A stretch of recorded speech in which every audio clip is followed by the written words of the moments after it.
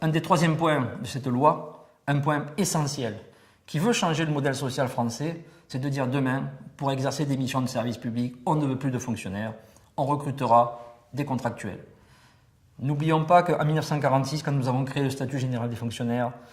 si on a décidé, parce que le statut général c'est une loi, de placer les fonctionnaires sous la protection de la loi et non pas comme dans le secteur privé, dans une relation contractuelle avec l'employeur, c'était pour que justement les fonctionnaires, à la fois, puissent s'exonérer de tous les changements et aléas de la vie politique, puissent éviter les pressions ou les lobbies de certaines grandes entreprises et protégés par cette loi, puissent justement servir les usagers, quelles que soient leurs origines, leurs moyens, leurs croyances, de la même manière, c'est-à-dire de manière égalitaire, avec aussi la neutralité,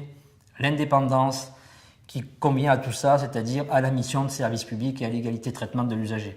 Quand le ministre aujourd'hui, Olivier Dussopt, qui risque malheureusement de rentrer dans l'histoire, si jamais cette loi voyait le jour, et de rentrer dans l'histoire de manière néfaste, à la fois pour les fonctionnaires et pour les usagers, nous dit demain je veux que, quelle que soit les missions quasiment, quelle que soit la catégorie de fonctionnaires A, B ou C, on puisse recruter un contractuel quand il n'y a pas de fonctionnaire, quand un fonctionnaire part à la retraite.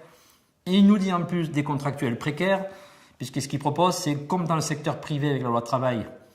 il y avait le contrat de chantier, il nous propose le contrat de projet. Contrat de projet de 6 ans, non renouvelable,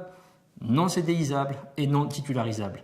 Donc en gros, de la précarité, et on sait tous ici que demain, quelqu'un qui va avoir ce contrat de projet de 6 ans, il n'est pas prêt d'aller acheter une maison, de s'installer dans la vie, puisque n'importe qui lui dira, au bout de 6 ans, vous n'avez plus d'emploi, vous n'avez plus rien, puisqu'on ne pourra pas vous titulariser ou vous CDIser.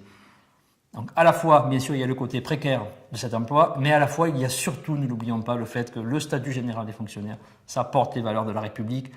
ça protège le fonctionnaire, mais ça protège surtout l'usager, qui demain pourrait se retrouver dans un clientélisme forcé.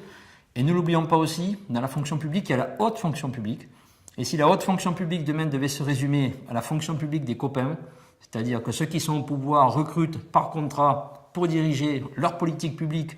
leurs amis, ce qui est différent d'avoir des fonctionnaires qui appliquent une puissance publique, nous n'aurons pas le même modèle social. Donc les députés ont une